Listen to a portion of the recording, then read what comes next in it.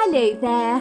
Welcome to the Saroy channel, wherever you are in the world, and so much love to each and every one of you. How are you doing? I do hope you're doing great. I'm doing fabulous, thank you very much. And it's late afternoon while I take this story for you. And there's so many birds out there on my bird table, and we had a very unusual visitor today on the bird table, a green parrot. I always think that's very lucky if you have an unusual bird visiting your bird table. I imagine it was someone's pet who escaped, and so there it was, eating away on our bird table. Quite a sight it really was. So let's get started with tonight's story, shall we? Dear Sarah, and all your lovely listeners, I was 10 years old at the time, sitting comfortably on the couch by the crackling fire in my grandfather's cabin in Fairbanks, Alaska. I loved coming to Alaska every year with the family at Christmas time. I grew up in New York, but every year, like clockwork, we would fly into Anchorage International Airport and take the 6.5-hour flight from our home in New York. My father had been raised in Alaska as a boy and had grown up in this idyllic part of the world, so he looked forward to returning home to the sumptuous cosy wooden cabin that he'd grown up in as a boy. He barely tolerated New York, but for my father, Alaska was his real home. Personally, I loved nothing better than seeing my grandparents again, even if I only got to see them once a year. My grandmother had rosy cheeks, fair skin, and a round, cheerful face, with hair as silver as a fox, and she had one of those matronly figures that made you feel all was well with the world. There was something about her solid proportions that was as reassuring to me as the solid girth of a sizable tree. I guess when something is big and burly, it won't break very easily, nor will it fall apart, and I loved my grandmother's stoic, sturdy girth, which accompanied her strength of character, like a matching pair of slippers. My grandfather Felix had hair that was so white it could have competed with the snow and won competitions. He was often asked to pose as Father Christmas in Anchorage, as he boasted a bushy white pair of eyebrows and an impressive long, very substantial white beard. His arctic blue eyes were so pale that you could almost see through them like a crystal clear blue pool. Despite his advancing years, my grandfather, due to his active, very outdoor lifestyle that demanded great physical exertion, like chopping firewood and other general outdoor pursuits, was remarkably well built, although his endearing, expressive face was weathered by time, as wrinkles like the tributaries of a river had left deep crevices in his skin. At Christmas time, little children would sit on his lap, as he sported a bright red Santa Claus outfit, as he was working for one of the stores in Anchorage as Father Christmas.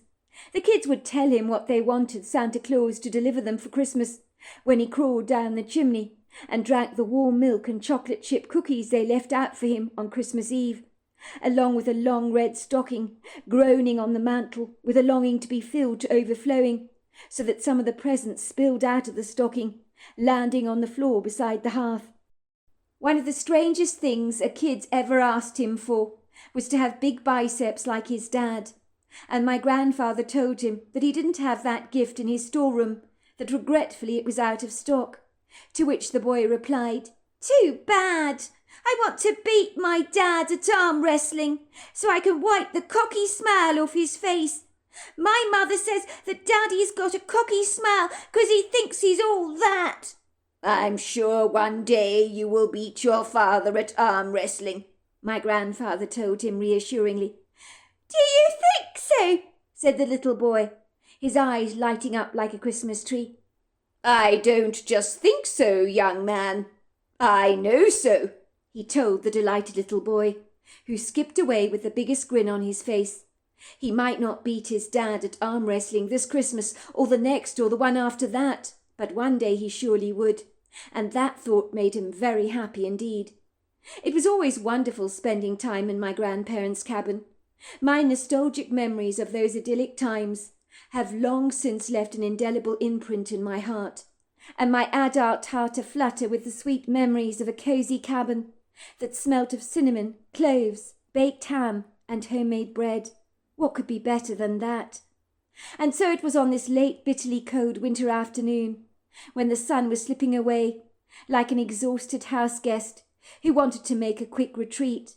The darkness soon rolled in, but the sun left behind a few of her glamorous footprints on the horizon, in a kaleidoscope of golds, tangerines and pinks, which made this idyllic winter wonderland outside the window look even more beguiling, as the reflectant, shimmering light over the valley swathed everything in a gossamer golden infusion that would be the panoramic delight of any aspiring artist to splash onto a canvas. It was these marvellous sunsets that Alaska is so famous for that would steal my young breath away. And then, of course, not to be forgotten, the Northern Lights displays that were seen at night, which were another beguiling mystery that had always enchanted my young mind, as the swooping folds of moving light over the horizon gave the world a mysterious quality that invited many Alaskans to believe in the legends that abounded around cosy fires, where enigmatic cryptic creatures were regularly discussed, and the whereabouts of missing people that disappeared in the Alaskan Triangle year after year. It was the day before Christmas Eve. A blizzard beat against the eaves of my grandfather's cabin, so that it rattled and shook precariously, as if the cabin was shaking its wooden coat like a shaggy dog after a quick dip in the water. I would stare in awe out of my grandfather's windows at an exquisite white wilderness stretched out before me like an all-encompassing yawn, where everything around us was swathed in carpets of thick, velvety, beautiful snow, and I could see the top layer of this frosty, ethereal white sheet being galvanized and whipped up from its resting place, as a cantankerous blizzard of wind and snow thrashed through the trees, beating rudely against the eaves of the cabin, almost as if it was an angry axe-murderer standing outside our front door, hell-bent on unleashing his wrath upon us, and pounding at the doors and windows with an unrelenting, loud, rapping sound. I would observe the tall, lofty silhouettes of the alpine trees, with their needled boughs almost shuddering and quaking against this rambunctious, rather reckless onslaught. In my humble opinion, as a watchful observer, it seemed that the weather had a mind of its own, and decided to be as pugnaciously capricious as a rebellious teenager, hell-bent on having a temper tantrum that could not be subdued, and there was not a jot you could actually do about it. My grandmother used to say that the weather was just having a bad hair day, which I thought was a good way to put it. I was very contented to remain cushioned by the comforts of the cosy cabin that enveloped us in its warm, welcoming, reassuring boughs, like a silken cocoon, and what went on outside our four walls didn't matter, as inside the cabin we were blissfully insulated against the Arctic blizzards and breezes, which were far from benign, for when you went out in that unforgiving weather, you were thrown around like a feather in the wind. My grandfather was an incredible storyteller. He was a purebred Alaskan, as generations of his family had survived the chilly conditions that the Alaskan wilderness bestowed on its citizens seasonally. As a result of years of tackling the cruel, unyielding elements that bit through bone, marrow, and sinew without apology, my grandfather and father were both hardened, robust Alaskan men that were pretty much not afraid of anything. On this occasion a cheerful fire was dancing away merrily in the hearth, and we had just eaten a hearty meal of stewed beef and dumplings in a rich red wine gravy. Somewhere in the background we could hear Michael Jackson singing a Christmas carol. I think it was Rocking Around the Christmas Tree or something as ebullient as that, which made all of us naturally jive to the music. My grandfather pulled out his pipe, as me and my two brothers, Colton and Matt, were sitting by the fire, eyes pinned on my grandfather, our hearts eagerly anticipating the promise of a very good story. I loved to see my grandfather fill up his pipe with tobacco, lighting it up.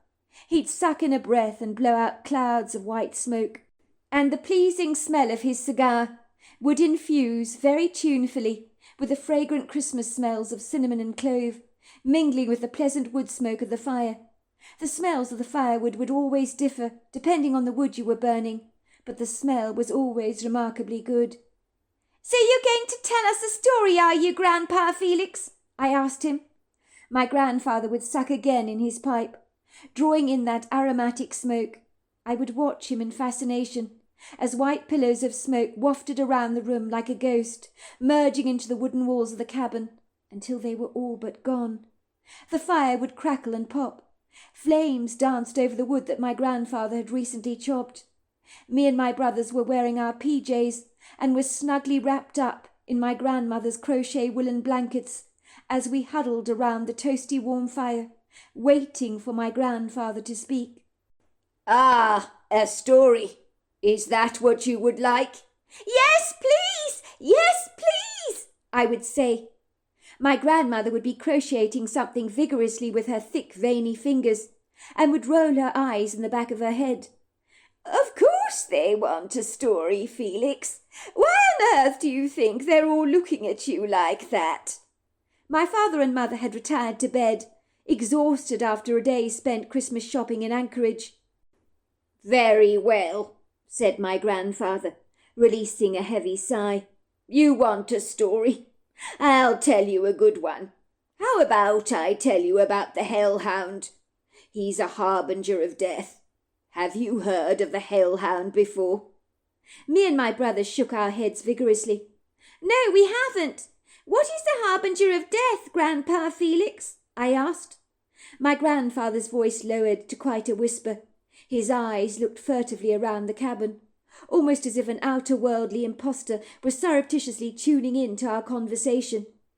"They say that when you witness a hellhound crossing your path, it's a warning of an impending death.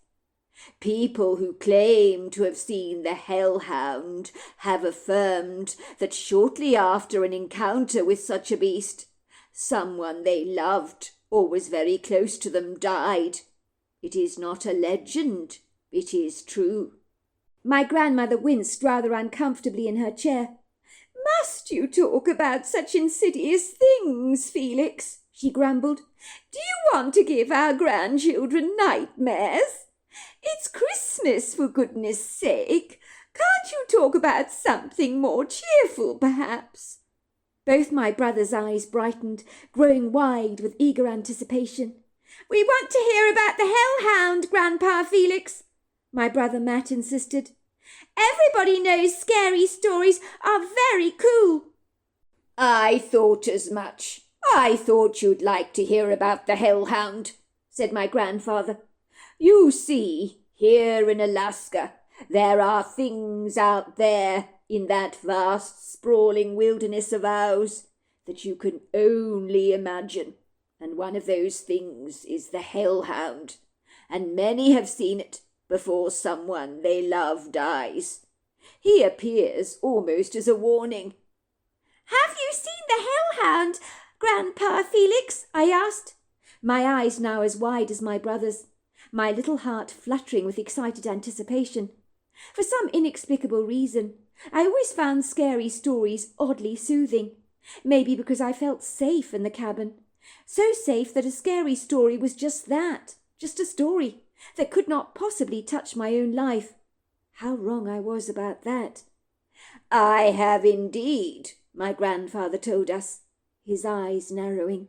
"When I was a young boy here in Alaska, to be fair, I was older than you, but you must remember, at my age, I'm an old man now, 16 for me is very, very young.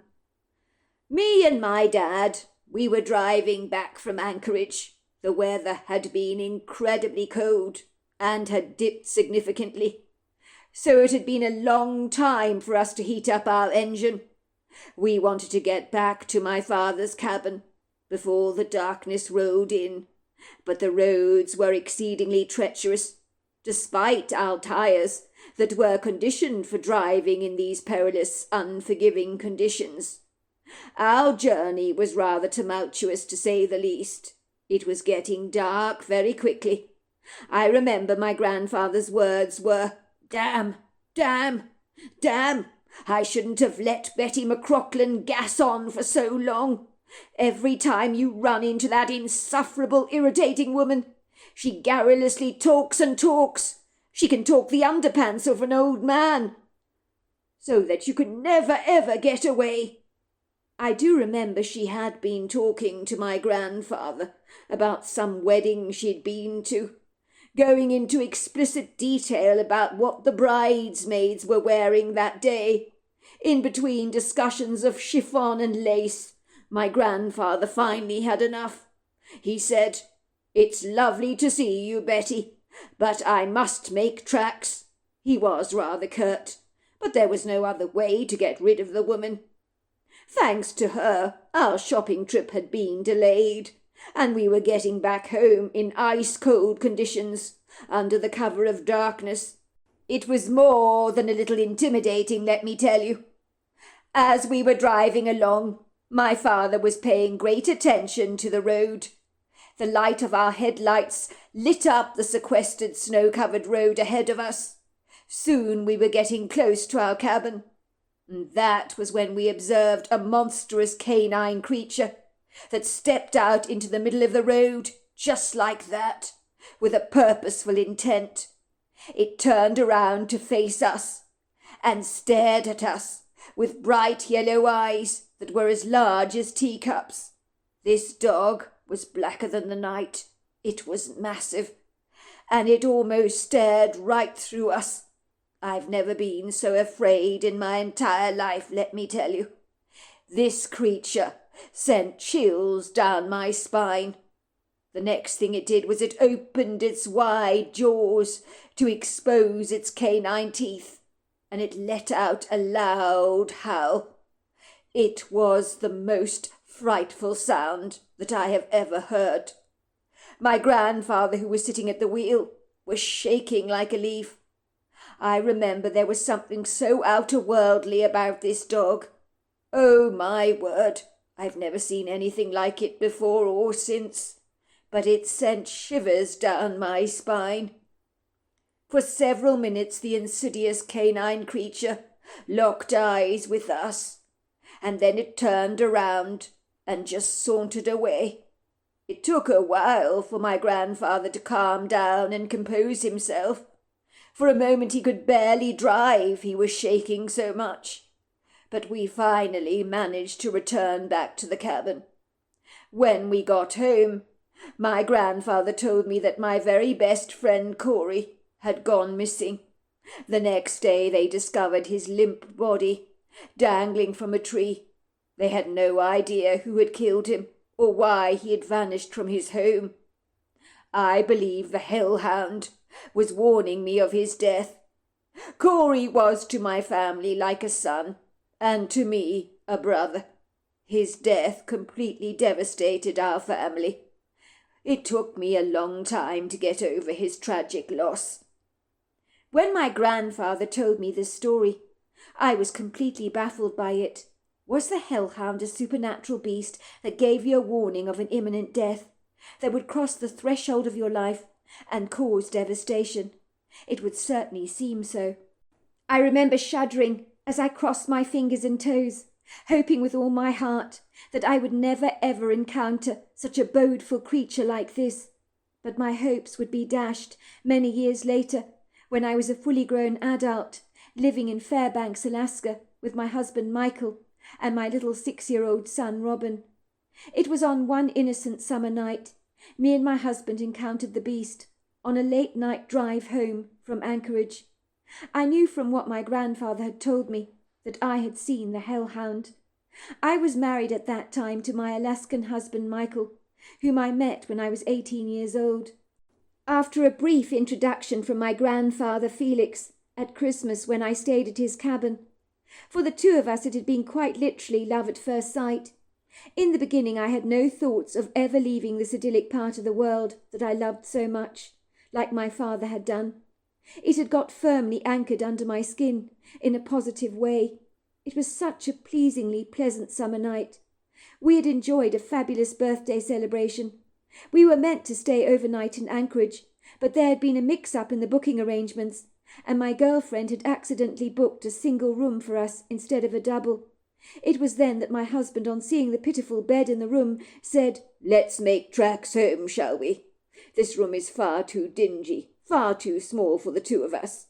I had agreed, as I didn't like the thought of spending a night in such a miserably small bedroom, Despite the fact that it was well presented and very comfortable, it was way too small for us to enjoy a reasonable night's sleep.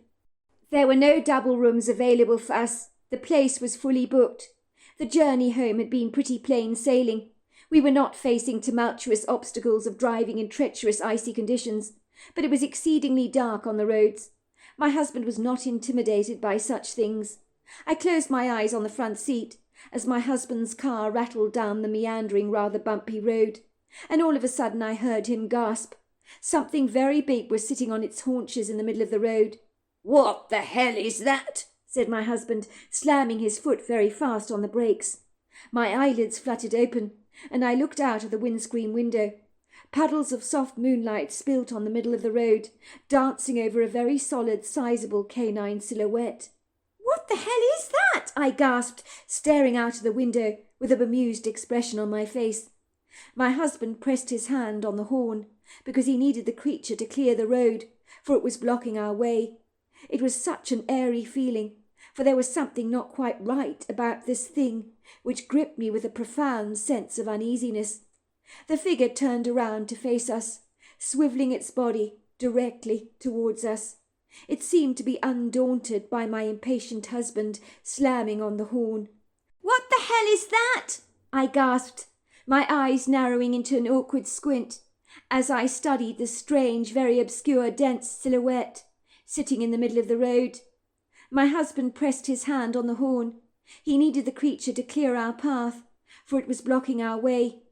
It was such an airy feeling, for there was something not quite right about this thing, which gripped me with a profound sense of uneasiness. This ambiguous, dense, dark silhouette swivelled its body around directly to face us.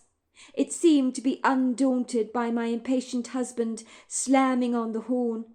That was when we saw the creature so much more clearly. We both audibly gasped. I think the first words that came out of my husband's mouth were, "Bloody hell! What on earth is that?" We were staring at a huge canine creature, who was staring at us with very intimidating yellow eyes. It opened its jaws and let out a disembodied wail that sent chills down my spine, and the hairs on my arms standing up on end. I began to shake violently, like a child's rattle. I don't recall a time when I'd been so afraid. The creature trotted away nonchalantly, just slipping silently into the shadows, until we could see through the boughs of the trees those haunting yellow eyes still staring at us. "Go!" I cried out to my husband. "Go! Please go, Michael!" The car jolted and juddered as the exhausted engine spluttered into life, and we hurried back to our cabin. I was now trembling in my boots. We had definitely seen the Hellhound. I told my husband, "Someone is about to die. We've just seen the Hellhound. That's a harbinger of death. Don't you know about the Hellhound? My grandfather told me about it when I was a little girl. I know that is what we've seen. Someone we love is going to die." My first thoughts were to phone my parents at once, and then to check up on my little son, who'd been staying the weekend with my husband's mother. Was something bad going to happen to him? My husband chuckled and told me, "Don't be so superstitious. Yes, we've seen a very strange creature tonight. Granted, I've never seen something like that before. It scared the bejesus out of me. But that can't be a hellhound, surely not. And even if it was, nothing bad is going to happen to us." But he was so wrong, for what unfolded the next day is only what a mother's nightmares are made of. 11 years later, I waited in trepidation as the aircraft tipped to begin its descent, my nose nuzzling the porthole window, blemishing it with the misty contours of its straight definition. Everything was so green. The sky was as blue as a field of cornflowers. At first it was sprawling green, undulating wilderness that stretched out before me, the alpine fields, the smouldering mountains that all came into view. I saw the pencil-thin grey lines of motorways, the matchbox-like buildings of a town, where buildings were clustered together in a large square, and there were parking lots where several cars were stacked together in neat straight rows. I saw the meandering loops of a river, and the aqua blue-like water of a reservoir of some kind. My journey was almost over, and had almost come to its end. I knew that Michael Rodriguez was down there waiting for me somewhere. The last time I'd spoken to my ex-husband was over 11 years ago. I was returning to familiar territory that I had once called home, the Alaska I knew and loved. Only now this familiar territory was as alien to me as the skin on my back. I was feeling flustered about seeing Michael again, and had hoped our paths would never cross for as long as I lived. But it would seem circumstances were inadvertently pulling us together again, like a tight elastic band on a pair of jogging shorts. When I walked out on my ex-husband, I told him that I wished he and his mother were both dead, and I had watched how my ex-husband had broken down, begged me not to be so rash, not to leave him, but I had walked out of our beloved wooden cabin, with a heart as hard as stone, and blood so cold and so cruel it could freeze a fallen autumn leaf, turning it into a fossil almost immediately. I wondered what me and my ex-husband could have in common now, after all these long years of separation, where we were both mere shadows of the people we once had been, mere echoes of a time when our lives were abundant with the joy and bright wistful promises we believed our futures would hold for us. But our dreams had been shattered, like a glass crystal vase that breaks into hundreds of glass shards that you can never ever put back together again, no matter how much you try, or a squashed piece of papaya under a pair of heavy walking boots. Now me and my ex-husband were both dried up, like dead grass, begging to be renewed again, like a barren wilderness hungry for the first rains to fall. I knew nothing about my ex-husband's life, and I'm quite sure he knew little of mine. He knew, of course, I'd moved to New York, where I was sharing a flat with a girlfriend of mine in Manhattan, but he probably did not know I had become a nurse at the New York Presbyterian Hospital. He might have guessed I'd returned to nursing. That would only be a guess on his part. People's lives can change dramatically, especially after a fortuitous tragic event, as it likely had also done for him. I'm quite sure his life had also been involuntarily shifted off its axis, as if his entire world had been obliterated by a random meteor that neither of us saw coming, even though the Hellhound clearly did. After our son had died so tragically, I had made it the most important thing in my life to keep his memory vibrantly alive, and it was the image of his smiling face that enabled me to sail through each day, even if it was over rocky, tumultuous waters. My grief today was as bad and as raw as it had been on the first time I'd learnt of my son's fortuitous passing. And who was responsible for his death? It was, of course, Michael's mother, June Rodriguez, who I fully blamed for the accident, and by association I saw my ex-husband Michael as being equally as culpable. So many people told me I was being unreasonable, including my own parents. It was a tragic accident, but in my eyes everything was clear-cut and as plainly obvious as staring through a plain glass window without any ambiguous obstacles blocking my view. It was my husband's mother, June, whom had insisted on buying our son Robin a skateboard for his 6th birthday. My son Robin had literally begged and pleaded me to buy him a skateboard. I had put my foot down, telling him I was not comfortable about him riding a skateboard. But this was the problem with my mother-in-law, June, who was determined to pander to my son's every whim, not realizing that sometimes you need to be cruel to be kind, for the best interests of your child. If he wanted a skateboard, she'd buckle under his bequests like a camping chair that folds in on itself. I'd felt so indignant when on my son's birthday he had cried out with enthusiasm when he'd unwrapped his grandmother's oversized, extravagant present, which, based on its appearances, looked suspiciously like a skateboard. I remember my heart sank, like a heavy stone being thrust into a large body of water. I didn't have a good feeling about this, as I watched my son's tiny little hands zealously breaking through the folds of wrapping paper, and the broad grin that burst out on his angelic little face. "Grandma, June, this is the best present that I've ever received in my entire life. Thank you so much." My son had rushed into his grandmother June's arms like an ebullient gust of wind, almost knocking the fragile figure of Grandma June right over. She had always been a very small, petite woman, standing up proudly at about 4 foot. She'd sit on several cushions to see over the steering wheel when she drove. But even though she was tiny, that woman was larger than life when it came to her personality. June Rodriguez had looked as pleased as Punch in that moment that she had presented my son Robin with his present. I wanted to box her ears as hard as I could. I could feel the annoyed indignance seeping out of every pore in my body. My husband, on sensing my internal turmoil, gave me a sympathetic nod, and then he said, "Thanks, Mum. I can see Michael is thrilled with the present. It's very generous of you. What a kind thing of you to do. You shouldn't have."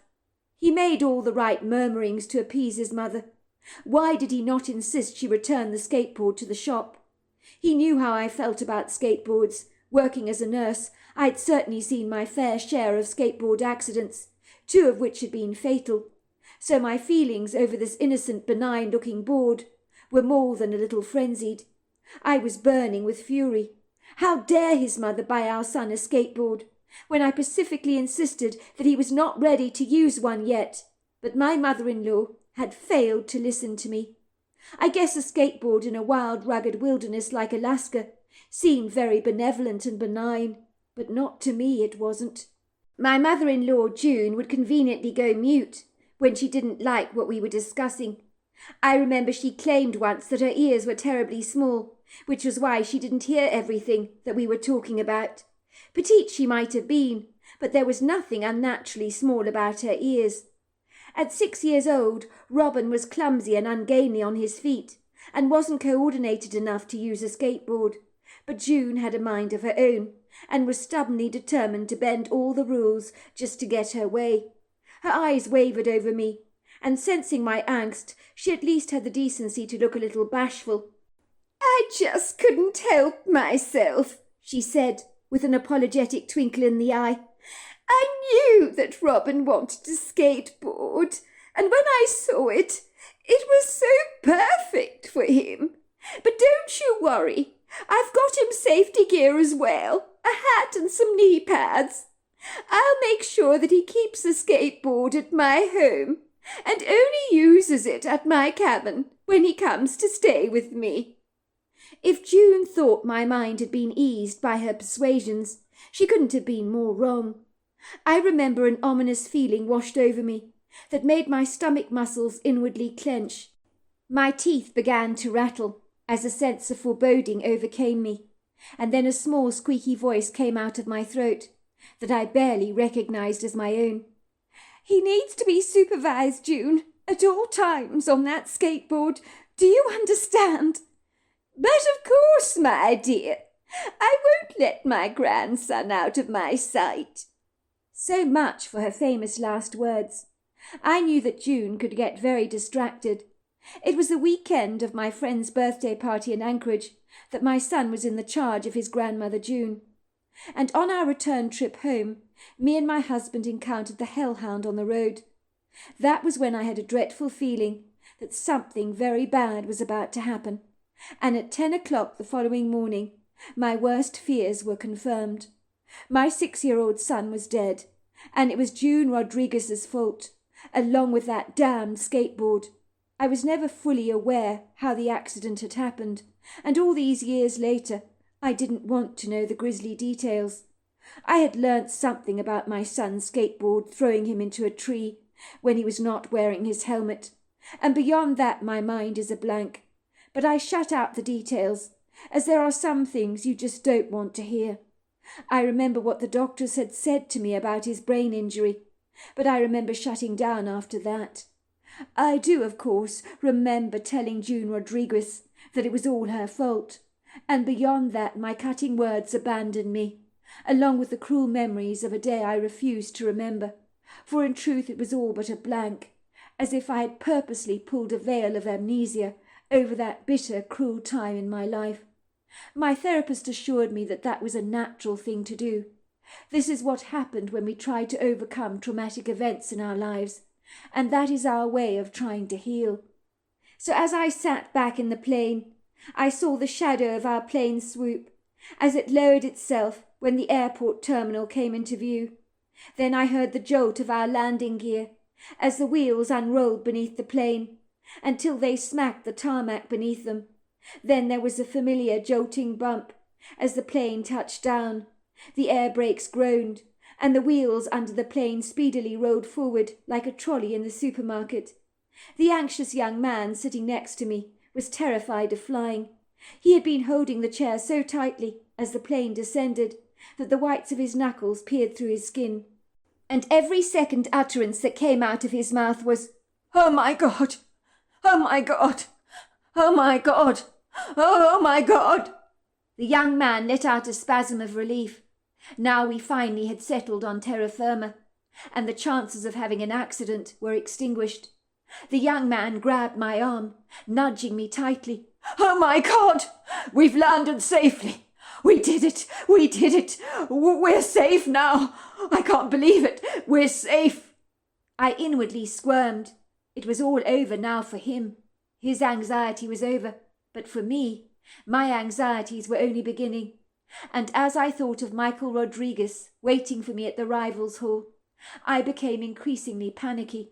My heart began to flap, as if thousands of pigeons had taken off into the sky at the same time inside me. My skin had become clammy, and I could swear a feeling of heat had trespassed across my face, like a hot fever. It was all too late now. I was here in Alaska, and who had brought me here?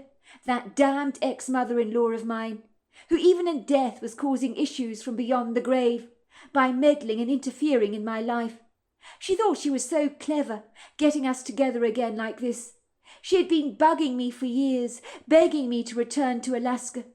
"You and Michael are soulmates. He is broken without you. You need to come together." I had refused to listen to her, ignored her pleading requests, but now here I was, back in Alaska. When the solicitor, Mr. Saxon, had phoned me for the reading of the will, it was of course on June's insistence that I should be present with my ex-husband at the reading. Of course I could have refused to come to Alaska, but that would be turning my back on a sizable amount of money that I could not afford to turn down. I had a bank loan that I was paying off. My finances were in disarray. Living in New York had been hellishly expensive for me, and I was living above my means, even though my lifestyle was incredibly modest. "Miss Battersby, you really would be wise to come to the reading of the will. I'll make sure I drop in on you during the first week of June at your ex-husband's cabin for the reading. You'll need to stay there for at least a week, I'm afraid. I'm inundated with so much work, and being Alaska, I can't give you an exact time or date when I will be there, but I will make sure it's the first week. It's in your interest to come.